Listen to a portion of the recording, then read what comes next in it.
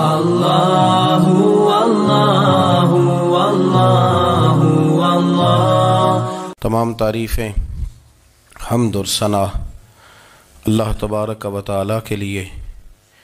درود و سلام نبی اکرم نور مجسم شفیع معظم احمد مجتبیٰ جناب حضرت محمد مصطفیٰ صلی اللہ تعالیٰ علیہ وسلم کی ذات والا صفات کے لیے حمد و صلات کے بعد، مسلمان کا یہ عقیدہ ہے کہ ہمارا خالق اللہ ہے، ہمارا مالک اللہ، ہمارا رازق اللہ۔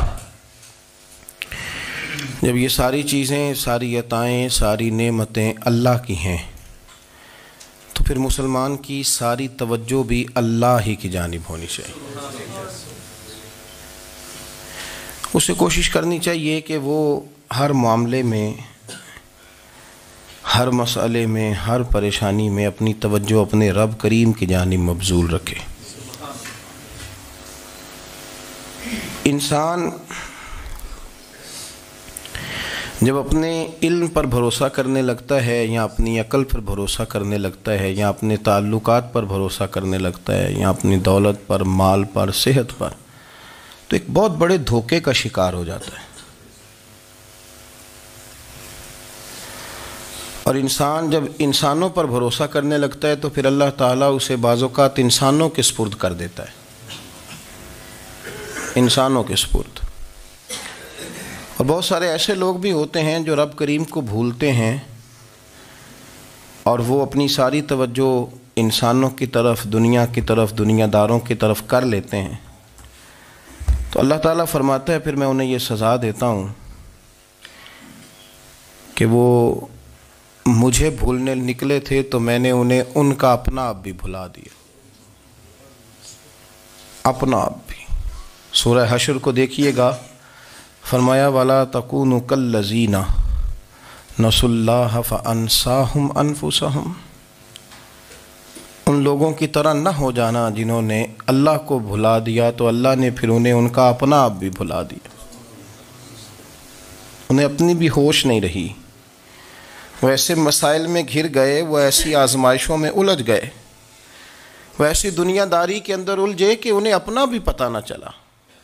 اب تو ڈھونڈتا پھرتا ہوں اے اقبال اپنے ہی آپ کو، اب تو ڈھونڈتا پھرتا ہوں اے اقبال اپنے آپ کو، آپ ہی گویا مسافر، آپ ہی منزل ہوں میں۔ جب انسان خدا فراموش ہوتا ہے تو خود فراموش ہو جاتا ہے۔ ہمارا بڑے زمانے سے تکیہ ہے، کبھی امریکہ پر، کبھی یورپ پر، کبھی برطانیہ پر، کبھی مالداروں پر، کبھی اسلحے والوں پر۔ اس کا نقصان یہ ہوا کہ اپنا کوئی وجود نہیں رہا، اپنا کوئی نظریہ نہیں رہا، اپنی کو سوچ نہیں رہی۔ ایسے محسوس ہوتا ہے کہ کوئی منشور نہیں، کوئی دستور نہیں، لگام منہ میں ہے اور اس کا سرا کسی کے ہاتھ میں ہے، وہ جدھر چاہتا ہے ہمیں گھما لیتا ہے۔ اللہ فرماتے ہیں یوں نہ ہو جانا کہ تم رب کو بھلا دو اور پھر تمہیں اپنا آپ بھی بھول جائے۔ اولئک ھم الفاسقون، فرمایا یہ وہ لوگ ہیں جو نافرمان ہیں اللہ کے، یہ نافرمان ہیں۔ جب یہ نظریہ بن گیا، جب یہ ذہن بن گیا کہ پیدا اللہ نے کیا ہے، دینا اللہ نے ہے، عطا کرنے والا اللہ ہے، نوازنے والا اللہ ہے، تو پھر ساری توجہ دنیا داروں کی طرف رکھنا، میں اللہ والوں کی طرف توجہ رکھنے کا قائل ہوں، میں وہ سمجھتا ہوں، ہم اس چیز کے قائل ہیں، لیکن وہ بھی کوئی آستانہ ہے کہ جہاں حق مرشد کا نعرہ تو بڑا لگے پر رب کا نام ہی نہ سننے کو ملے۔ یہ بھی کوئی بات ہوئی کہ جہاں یہ تو نعرہ زور سے لگے کہ جیوے جیوے مرشد جیوے، لیکن استغفار کا درس ہی نہ ملے۔ جہاں ہر وقت یہ بتایا جائے کہ یہاں آ گئے تو بچ گئے، کیسے بچیں گے؟ میرے رسول پاک علیہ السلام کا دروازہ سب سے بڑا دروازہ ہے، حضور کا دروازہ سب سے بڑا دروازہ ہے، لیکن میرے دوستو یاد رکھنا، نبی پاک علیہ السلام نے بھی لوگوں کو جب رستہ دکھایا ہے تو رب کریم کا رستہ دکھایا ہے، اللہ کا رستہ دکھایا، اللہ کریم کا رستہ دکھایا، لوگوں کو رب کی طرف توجہ کرائی۔ میرے رسول کریم سید عالم صلی اللہ تعالیٰ علیہ وسلم نے لوگوں کی اللہ کی جانب توجہ کرائی اور لوگوں سے یہ کہا کہ وہ اپنے رب کریم کی جانب اپنا ذہن رکھیں، اپنی توجہ اپنے اللہ کی جانب مبذول کریں۔ میری بات کو اچھے طریقے سے سمجھیے گا، علم اللہ تبارک و تعالیٰ عطا کرتا ہے، تو اسے اللہ کی عطا ہی سمجھنا چاہیے۔ کچھ لوگوں کے پاس علم ہوتا ہے پر علم نافع نہیں ہوتا، وہ ٹامک ٹونیاں مارتے رہتے ہیں ساری زندگی۔ علم کو اللہ کی عطا سمجھیں، اپنی عقل پر، اپنے شعور پر زیادہ بھروسہ نہ سمجھیں، نظر اللہ پہ رکھیں۔ جائزہ لیجئے کیا کیا چیزیں میری زندگی حضرت مولا علی شیر خدا کرم اللہ تعالیٰ وجہہ الکریم سے کسی نے پوچھا تھا بڑا عالم کون ہوتا ہے؟ ہمارے ہاں تو اب وہ والے عالم پائے جاتے ہیں نا اللہ ماشاءاللہ، جو ممبر پہ بیٹھتے ہیں تو دعوے ہی دعوے، ممبر پہ بیٹھتے ہیں تو دعوے ہی دعوے، اس طرح کے عالم ہمارے ہاں پائے جاتے ہیں۔ وہ ہر بات میں دعویٰ کرتے ہیں، میں یہ کر دوں گا، میں وہ کر دوں گا۔ یہ مزاج علماء کا نہیں۔ حضرت علی المرتضیٰ سے کسی نے پوچھا بڑا عالم کون ہوتا ہے؟ فرمایا بڑا عالم وہ ہوتا ہے کہ جسے مسئلے کا پتہ نہ ہو تو وہ کہہ دے مجھے نہیں پتہ، میں پتہ کر کے بتاؤں گا، غلط بات بیان نہ کرے۔ امام مالک سے کسی نے کوئی مسئلہ پوچھا تو آپ فرمانے لگے مجھے اس سوال کا جواب نہیں آتا، ہمارے بزرگ سمجھاتے کیا ہیں؟ وہ کہنے لگا آپ اتنے بڑے امام ہیں تو اس سوال کا جواب نہیں آتا۔ آپ فرمانے لگے اگر مجھے ہر سوال کا جواب آتا پھر تو میں خدا ہوتا، مجھے ہر سوال کا جواب نہیں آتا، مجھے تو اتنا آتا ہے جتنا میرے رب نے مجھے عطا کر دیا۔ اپنی نظر اللہ پہ رکھیں، نکلنا ہے اس معاملے سے باہر کہ میں کوئی بلا، مجھے بڑا پتہ ہے، میرے پاس 6 ڈگریاں ہیں، مجھے 10 جگہ پہ تدریس کا شغف حاصل، سے نکلیں باہر۔ قرآن مجید دیکھیے گا، اللہ تعالیٰ نے ارادہ قدرت فرمایا کہ میں حضرت آدم کو بناؤں گا، پھر بنانے کے بعد فرمایا فرشتوں سجدہ کرو آدم کو، سب نے سجدہ کیا الا ابلیس ابا واستکبر وکان من الکافرین، سب نے سجدہ کیا سوائے ابلیس کے، اس نے انکار بھی کیا، تکبر بھی کیا اور کافروں میں سے ہو گیا۔ تو یہ جب اللہ تعالیٰ نے سجدہ کرایا تو کیسے کرایا؟ اللہ تبارک و تعالیٰ نے نا حضرت آدم کو علم سکھایا خود، وعلم آدم الاسماء کلہا، خود اللہ فرماتے ہیں کہ میں نے جناب آدم علیہ السلام کو تمام اشیاء کے نام سکھائے، سب اشیاء کے نام سکھائے۔ تو وہ چیزیں پھر میں نے نا، اللہ فرماتے ہیں میں نے فرشتوں پہ پیش کی، میں نے کہا کہ بتاؤ ان کے نام کیا ہے، تو فرشتوں نے جو جواب دیا وہ سمجھنے والا ہے۔ اللہ نے چونکہ خود علم سکھایا تھا حضرت آدم کو، جناب آدم سکھایا تھا، لیکن فرشتوں کو نہیں سکھایا تھا۔ تو اللہ کریم نے فرمایا فرشتوں اب یہ بتاؤ ان چیزوں کے نام کیا ہیں؟ تو فرشتے کیا کہتے ہیں؟ فرشتے عرض کرتے ہیں قالوا سبحانک لا علم لنا۔ آپ کبھی یقین کریں اس چیز کی لذت لیں تو مزہ آ جائے۔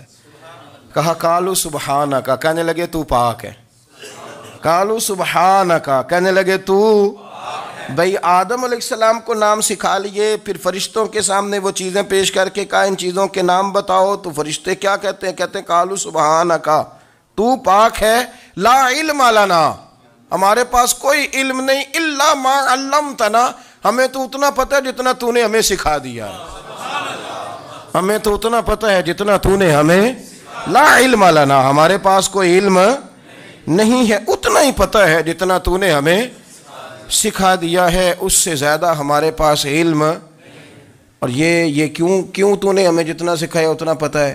فرشتے یہ نہیں کہتے یا اللہ تو زیادہ سکھا، آدم کو دیا تو ہمیں بھی دے، یہ نہیں فرمایا، فرمایا انکا انت العلیم الحکیم، اے اللہ تو علم والا بھی ہے اور حکمت والا بھی ہے، تجھے پتہ ہے کس کو کتنا دینا ہے، جتنا تو نے مناسب سمجھا جناب آدم کو دیا، اور جتنا تو نے بہتر سمجھا وہ تو نے ہمیں عطا فرمایا۔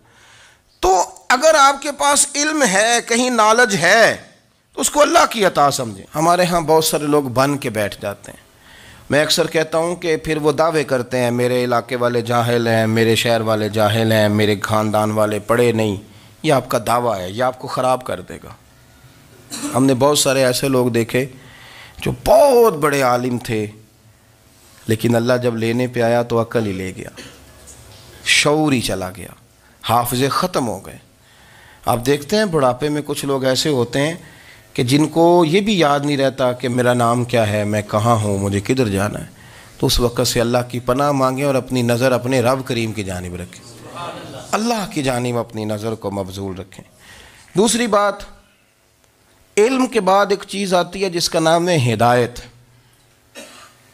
جس کا نام ہے تقوی۔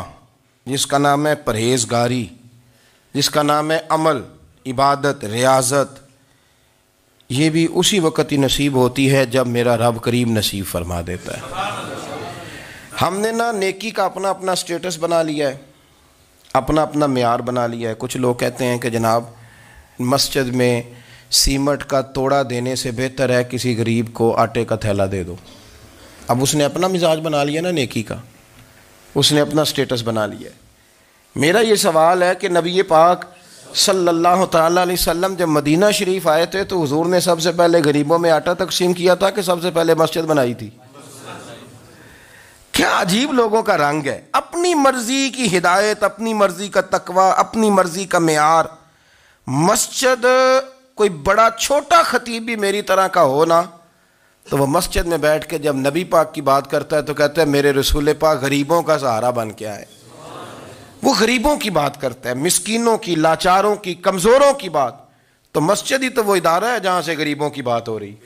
تو اب لوگوں نے غریب کو اور مسجد کو لڑانا شروع کر دیا، اس کو لڑاؤ کہ مسجد میں پیسے دینے سے بہتر ہے آپ غریب کو آٹے کا تھیلا دے دیں۔ آپ یہ کیوں نہیں کہتے کہ مسجد میں بھی آپ توڑا دیں ایک سیمٹ کا اور ساتھ غریب کو بھی خدمت کریں؟ یہ کیوں نہیں تقویٰ؟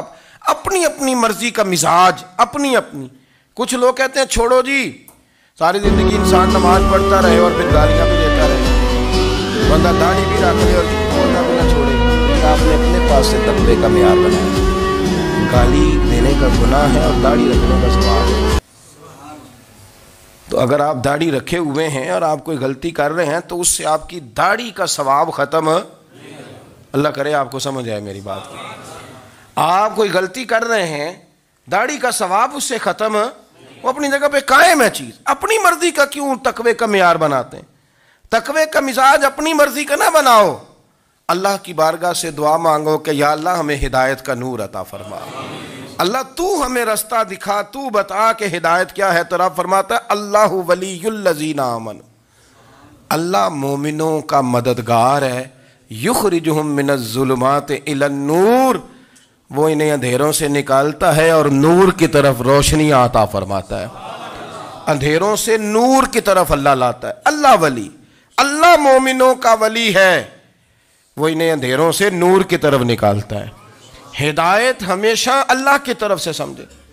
جب وہ نماز کی توفیق دیتا ہے تو اپنے فضل سے دیتا ہے، جب وہ ذکر کی توفیق دیتا ہے تو اپنے فضل سے۔ ہم سمجھتے ہیں ہو جی فلانا نہیں پڑھ رہا بڑا بیوقوف ہے، فلانا نہیں پڑھ رہا، تو تم کیا اپنی عقل کے زور پہ پڑھ رہا ہے؟ میں جی اللہ کے فضل سے 2 سپارے پڑھتا ہوں، تو کس پہ احسان کرتے تو 2 سپارے پڑھ کے رویا کر۔ کہا اگر مالک تو بڑا قریب نہیں؟ بڑے لوگ ہیں جن کو پورا قرآن حفظ ہے پر انہیں پڑھنے کی توفیق نہیں، تو انہیں فضل کیا اور مجھے توفیق دے دی ہے پڑھنے کی۔ رویا کر، پڑھ کے رویا کر، راتی ساری کر کر زاری، او نیند اکھاں تھی توندے تے فجرے اوہی گناہگار کہاون سب تو نیوے ہوندے۔ مہربانی کریں، ڈریں، نیکی کریں تو پھر ڈریں، پھر احساس پیدا کریں، پھر اپنے اندر وہ کمزوری لائیں، کہیں توبہ توبہ مجھے تو پتہ ہی نہیں، تو جانتا ہی نہیں۔ حضرت سیدنا امام اعظم ابو حنیفہ رحمۃ اللہ تعالیٰ علیہ کے ساتھ ایک شخص کہتا میں نے نماز پڑھی، تو عشاء کی نماز تھی۔ یہ جو لوگ بڑے ہوتے ہیں نا، جن کے پیار کرنے والے بڑے ہوتے ہیں، ان کے گرد خوف بھی بڑا ہی ہوتا ہے، انہیں بڑا ڈر لگتا ہے، بڑی بعض اوقات آزمائش ہوتی ہے ان کی۔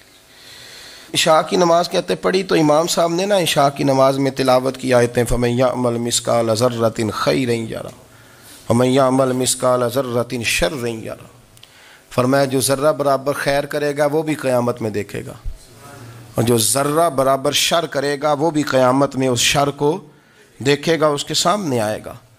تو وہ شخص کہتا ہے کہ سارے لوگ نماز پڑھ کے چلے گئے تو امام صاحب رحمۃ اللہ علیہ نے اپنی داڑھی پکڑی، رو رہے ہیں، کہتے ہیں وہ ذرہ برابر نیکی کا بدلہ دینے والے، وہ ذرہ برابر شر پہ سزا دینے والے میری سفید داڑھی کو دیکھ، مالک میرے ذرے ذرے سامنے نہ لانا، لوگ تو میری بڑی قدر کرتے ہیں دنیا، میں تو بڑا پہچانا جاتا ہوں، لوگ تو میری راہوں میں پھول لیے کھڑے ہوتے ہیں، مجھے بڑا نوازتے ہیں، قیامت میں رسوا نہ کر دینا، میرے لیے مشکل ہو جائے گی۔ وہ کہتے ہیں میں نے امام صاحب کا درد دیکھا، مجھے کوئی کام تھا تو میں چلا گیا، میں نے کہا کہ وہ اس وقت اللہ کے حضور حاضر ہیں تو میں دوبارہ آؤں گا. کہتے میں تہجد کا وقت آیا تو امام صاحب وہیں بیٹھے تھے اور ان کی داڑیاں آنسوؤں سے بھری ہوئی تھی اور زور سے داڑھی پکڑی ہوئی. کہنے لگے مالک رسوا نہ کر دیں, قیامت میں رسوا نہ کر دیں. یار جو ہدایت یافتہ لوگ تھے وہ تو ڈرے ہوئے تھے, وہ تو سہمے ہوئے تھے. وہ تو کہتے تھے یہ اس کا فضل نہیں, اس نے بلا لیا, یہ اس کا کرم نہیں. حضرت باعزید بستامی کسی کافر کو دیکھتے تو رو پڑتے, کہتے مالک تو کتنا کریم ہے, یہ بے ایمان رہ گیا, تو نے اپنے فضل سے مجھے اپنے نبی کا غلام بنا لیا. وہ رو پڑتے. یہاں تو لوگوں کا دعویٰ ہی بڑا ہے.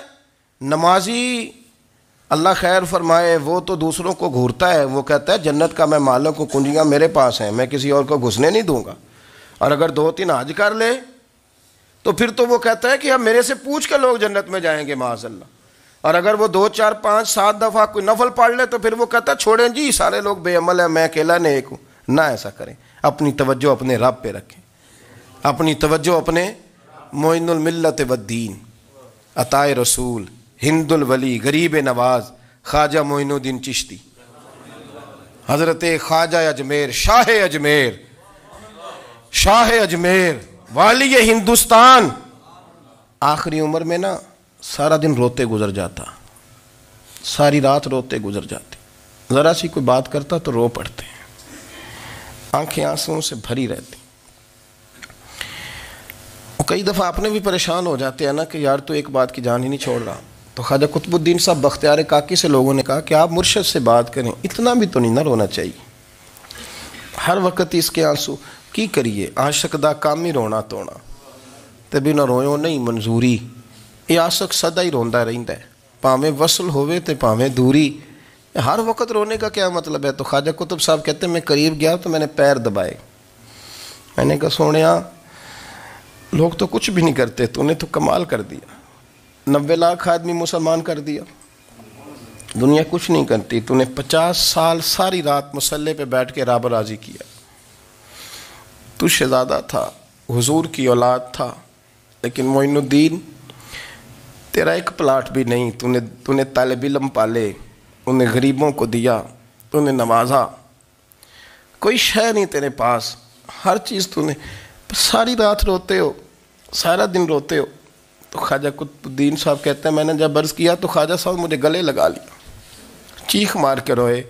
کہنے لگے قطب الدین پتر داڑھی سفید ہو گئی, جانے کا وقت آ گیا. جو تو نے نیکیاں گنوائی ہیں وہ ہیں صحیح میرے پاس, پر یار کی بارگاہ میں پیش کرنے کے قابل ایک بھی نہیں. تو بارگاہ تو دیکھ کتنی بڑی ہے, رسول کریم کی بارگاہ میں پیش کرنے کے قابل ان میں سے ایک بھی نہیں. تو آستانہ دیکھ کتنا بڑا ہے, کیا پیش کروں گا, کیا عرض کروں گا حضور کی بارگاہ میں, کس طرح. وہ یار جو بڑے تھے وہ تو ڈرے ہوئے تھے, سہمے ہوئے تھے, وہ تو بڑی آزمائش میں تھے. لیکن میرا اور آپ کا رٹا 2 نمازیں پڑھ کے 6 نمازوں کا دعویٰ کرنا اور لمبی چوڑی کہانیاں بنانا اور اپنے منہ سے اپنی تعریفیں کرنا, اس سے تھوڑا باہر آئیں. رزق بھی میرا اللہ ہی دیتا ہے, علم بھی اللہ دیتا ہے, رزق بھی. بڑے بڑے فقیروں کو مالدار ہوتے دیکھا, بڑے بڑے مالداروں کو فقیر ہوتے دیکھا. بڑے بڑے, میرے ایک بڑا سخی قسم کا سجن ہے, بڑا پیارا ہے, میں اسے سخی مانتا ہوں. میں نے اپنی پریشانیوں کے دنوں میں بھی اس شخص کو سخی دیکھا. ایک دن رات کو مجھے ٹیلی فون کر کے کہنے لگا کدھر ہو؟ میں نے کہا میں گھر ہوں. نہیں اکثر سفر میں ہوتے ہو نا؟ میں نے کہا نہیں, طبیعت کیسی ہے؟ ٹھیک ہے, بس حال چال پوچھنا تھا. میں نے سمجھائی, میں نے کہا یار یہ کوئی مسئلہ ہے, ورنہ رات کے 2 بجے کوئی حال پوچھنے کو فون تو نہیں نہ کرتا, کوئی مطلب ایسا تو مسئلہ نہیں نا. تو میں نے بیک کال کی, میں نے کہا یار میری بات سن, مسئلہ کیا؟ کہ نہیں کچھ نہیں دل کر رہا تھا. میں نے کہا میری گل سن, رہے ہیں اسی 4-5 سال کٹھے, میں تین جاننا, اصل بات کر. کہنے لگا مکان بھی بڑا ہے, سارا کچھ ٹھیک ہے, پر وہ بڑا ہی بے نیاز ہے. کچھ حالات اس قسم کے آ گئے ہیں کہ لوگوں کو بتاؤں بھی تو لوگ ماننے کو تیار نہیں. زیادہ نہیں, مجھے نا تھوڑے سے پیسوں کی ضرورت ہے, کوئی 15-20 ہزار اگر مل جائیں میری ضرورت. آپ یقین کریں میں روتا رہا ساری رات. میں نے کہا مہربانہ تیرا کس طرح کریں گے, اس سے لے کے زمانہ استعمال کرتا تھا, پر بے پرواہی ویخ نہ سجڑ دی, جتھے کسے دی پیش نہ جاوے انہیں تاجاں والے در در رولے تے منگتے ہیں تخت بٹھاوے. سجنا کسے نو کارا مل دئی کوئی کعبے خالی آوے. واللہ خیر الرازقین. وقت تو دائیں بائیں نہ جا، رزق تو تجھے میں دوں گا، میں ہوں بہتر رزق دینے والا. بڑے بڑے بادشاہ، بڑے بڑے شہنشاہ، بڑے بڑے لوگ ہاتھوں میں کاسے، فقیریاں. ام ربیعہ کہا کرتی تھیں، بڑی نیک اور صالح خاتون تھیں. وہ کہتی ہیں کہ میں نا بڑے امیر آدمی کی بیوی تھی، اپنے شوہر کے ساتھ چھت پہ بیٹھی تھی تو نیچے فقیر مانگنے والا آیا. اس نے بڑے درد سے صدا کی تو میں نے اپنے شوہر سے کہا کچھ دے دیں. کہا دفع کر، ان لوگوں نے دھندا بنایا ہوا ہے. کہتی میں میکے سے بھی بڑا مال لے کے آئی تھی، میرے ماں باپ بڑے امیر تھے تو میں نے نا چوری اپنے خامہ سے نظر بچا کے باتھ روم جانے کے بہانے گئی اور نیچے جا کے 5 دینار میں نے اس فقیر کی ہتھیلی پہ رکھے. کہتے اس نے 5 دینار دیکھے، پھر میری طرف دیکھا تو میں نے اس کی آنکھوں میں آنسو چمکتے دیکھے. کہنے لگے بی بی رب تیرا بھلا کرے، میں 3 دنوں کا بھوکا ہوں. کہ وہ چلا گیا. میں گھر آ گئی، جب باہر آئی تو میرا شوہر کہنے لگا تو اتنی اب اتنی تو تیز ہو گئی ہے اور تو اتنی خود مختار ہو گیا، میرے بغیر پوچھے مال خرچ کرے گی، جا تجھے 3 طلاقیں. کہتی میں بالدار اور وزادار باپ کی بیٹی تھی، طلاق لے کے گھر آئی تو میرا باپ ٹوٹ گیا، چارپائی پہ چلا گیا. اوہو یہ کیا بن گیا. کہتی بڑی تکلیف رہی. 1-2 سال کے بعد میرے ابا نے میری شادی کر دی. اب جس شوہر کے پاس گئی وہ بڑا نیک تھا، پرہیزگار تھا، اللہ نے بہترین صلہ دیا. کہتی چھت پہ بیٹھی تھی، دروازے پہ فقیر آیا تو میں نے شوہر سے کہا کچھ دے دوں. کہنے لگا 5 نہ دینا، 15 دینا، 20 دینا. میں فقیر ہوں، میں نے فقر سے دولت دیکھی ہے، اسے خالی نہ لوٹانا. کہتی ہے کہ میں نیچے گئی اور جب میں نے اس کی طرف دینار بڑھائے تو میری چیخ نکلی، پیسے پھینک کے میں بے ہوش ہو کے گری. میرا شوہر نے آ کے اٹھایا، اندر لے گیا، پانی منہ پہ چھڑکا. کہنے لگا تجھے کیا ہوا؟ کہنے لگی یہ جو مانگنے آیا یہ میرا پہلا شوہر تھا، وہی تھا جو کہتا تھا کہ تو 5 دینار دے آئیے، جا تجھے 3 طلاقیں. پڑھو نا حدیث پاک. میرے نبی پاک علیہ السلام نے فرمایا ایک بندہ گنجا تھا. گنجا کوئی ترتیب آگے پیچھے ہو جائے تو مفہوم کے لحاظ سے، لیکن میں مفہوم اس کا واضح کرتا ہوں. ایک گنجا تھا، کوئی شے نہیں تھی، سر پہ بال بھی نہیں تھے، رویا کرتا تھا. اللہ تعالیٰ نے فرشتے کو بھیجا، تجھے کیا چاہیے؟ تو کہنے لگا بال آ جائیں اور تھوڑا مال آ جائے. فرشتے نے ہاتھ پھیرا تو بال بھی آ گئے تو بکریاں بھی آ گئیں، لائنیں لگ گئیں، مال ہی مال ہو گئے. دوسرے کے پاس گیا، وہ کوڑا تھا. اس کو جا کے کہا کیا چاہیے؟ کہنے لگا شفا ہو جائے اور کچھ اللہ تعالیٰ آسانی کر دے. شفا بھی ہو گئی، گائیں بھی دے دی، بھینسیں بھی دے دی، مال ہی مال ہو گئی. پھر ایک کے پاس گیا، وہ اندھا تھا. تجھے کیا چاہیے؟ اس نے کہا آنکھیں مل جائیں اور کچھ ساتھ اللہ مال دے دے. اونٹ ہی اونٹ ہو گئے. جب بڑا نواز دیا تو پھر مالک نے امتحان لینے کا ارادہ کیا. یاری تیری سونا ہے پر آزمائشاں بھی تیریاں اگ. آزمائشاں تیریاں، صحیح کہہ رہا ہوں، آزمائشاں تیریاں. یاری تیری سونا ہے پر آزمائشاں تیریاں. اے سونا پرکھیا جاوندا ہی پہلو نال لگاں دے لگ. اللہ نے فرمایا آزمائش کرو. سب سے پہلے گنجے کے پاس آئے، اسے کہا اللہ کے رستے میں کچھ دیکھنے لگا، میرے خرچے ہی بڑے. دیکھو تو صحیح کتنی مشکل میں وقت گزارتا ہوں، حال ہی کوئی نہیں. تو اس نے کہا میں نے تو سنا ہے تو گنجا اور بھوکا ننگا تھا. کہنے لگا میں تو جدی پشتی رئیس اعظم ہوں، تجھے کس پاگل نے کہا ہے بھاگ جا؟ اس نے کہا اچھا جیسے تو تھا ویسے ہی ہو جائے. کھیت کھلیان اجڑ گئے، پھر سے گنجا ہو گیا. حضور علیہ السلام فرمانے لگے. پھر وہ اس کے پاس گیا جو کوڑا تھا، اسے کہا کچھ دے. کہنے لگا خرچے ہی بڑے. اب پوچھ لیں کسی امیر آدمی سے، کہے گا چکی کے نیچے ہاتھ ہے میرا، میرے سے زیادہ تو اب پریشان بندہ ہی کوئی نہیں. کیا بتاؤں آپ کو، اتنا ٹیکس ہے، اتنا جرمانہ ہے، فلانی شے، بڑا کچھ گنواتے ہیں لوگ. اس نے کہا میں نے تو سنا تو پہلے کوڑا تھا. اس نے کہا جا دوڑ جا، میں تو رئیس اعظم ہوں، دادا بھی پردادا بھی اور ساری نسل ہی. اس نے کہا اچھا جیسے تو تھا ویسے ہی ہو جائے. پھر وہ گیا اندھے کے پاس اور جا کے کہا اللہ کے نام پہ کچھ دے. تو کہنے لگا رب کے نام پہ؟ یہ کھڑے ہیں اونٹ، جتنے تیرے دل کرے لے جا. اس نے کہا کیا معنی اس بات کا؟ کہنے لگا یار تجھے کیا بتاؤں، میں تو اندھا تھا، میں نے تو کبھی دنیا دیکھی نہیں تھی. پھر اس کریم نے فضل کیا تو مجھے بڑا کچھ دکھایا. میں کیا بتاؤں, میرا دل کر رہا ہے کہہ دوں کہ پھر اس نے کعبہ دکھایا, پھر اس نے روضہ رسول دکھایا, پھر اس نے ریاض الجنہ کے سجدے دکھائے, پھر اس نے اپنے محبوب کے دروازے کی رونقیں دکھائیں. اس نے بڑا کچھ دیا, اس نے بڑا نوازا. میرے پاس تو شاید میں بدکار پرانا خادم, کسے در ملی نہ ٹوئی, اے واصف یار نے نظر جو کی تھی پھر واصف ہی ہوئی. یہ تو اس کا کرم ہوا. تو یہ وہ کہنے لگا تو اللہ کے نام پہ جان مانگ, میں وہ بھی دینے کو تیار.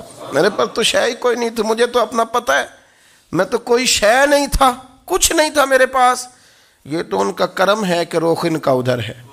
اور مختصر سی میری کہانی ہے, یہ جو بھی ہے ان کی مہربانی ہے. تو وہ کہنے لگا میں بھی کچھ لینے نہیں آیا تھا, تیری آزمائش ہی کرنے آیا تھا. تیری عزتیں بھی سلامت رہیں گی, تیرا مال بھی سلامت رہے گا, تیری شفا بھی. اپنی زندگی میں کبھی بھی اللہ کی بارگاہ سے توجہ ادھر ادھر نہ کریں, چھوڑیں لوگ کیا کر رہے ہیں, دنیا کیا کہہ رہی. کبھی بھی اپنی توجہ دائیں. ہمارا یہ مسئلہ بن گیا کہ ہماری سیاست ہے, ہماری دنیا داری ہے, ہم بندوں کو راضی کرنا چاہتے ہیں. ہم دیکھتے ہیں کون کس طرح, اور آپ یقین کریں آپ تھک جائیں گے, بندے راضی نہیں ہوں گے, وہ نہیں راضی ہوتے. آپ ان کو منا کے لائیں گے تو ادھر والے نکل جائیں گے, ادھر کو منائیں گے تو ادھر والے نکل جائیں گے. اس چکر سے باہر آئیں, اس رب کو راضی کریں جو فرماتا ہے ان الذین آمنوا وعملوا الصالحات سیجعل لهم الرحمن ودا. فرمایا تو ایمان لانے کے بعد نیک عمل کر, میں لوگوں کے دلوں میں تیری محبت پیدا کر دوں. رحمان لوگوں کے دلوں میں محبت ڈال دے گا, اللہ لوگوں کے دلوں میں. اپنی نظر ہمیشہ اپنے رب پہ رکھیں. اتنی لمبی چوڑی دنیا داروں سے امیدیں نہ وابستہ کریں. میں نے دیکھا ہے لوگ کا سالیسی کرتے ہیں, کبھی اس کے دروازے پہ کبھی اس کے دروازے پہ. ان چکروں سے باہر آئیں اور اپنے رب کی بارگاہ کی طرف توجہ کریں. استغفار شوق سے پڑھا کریں.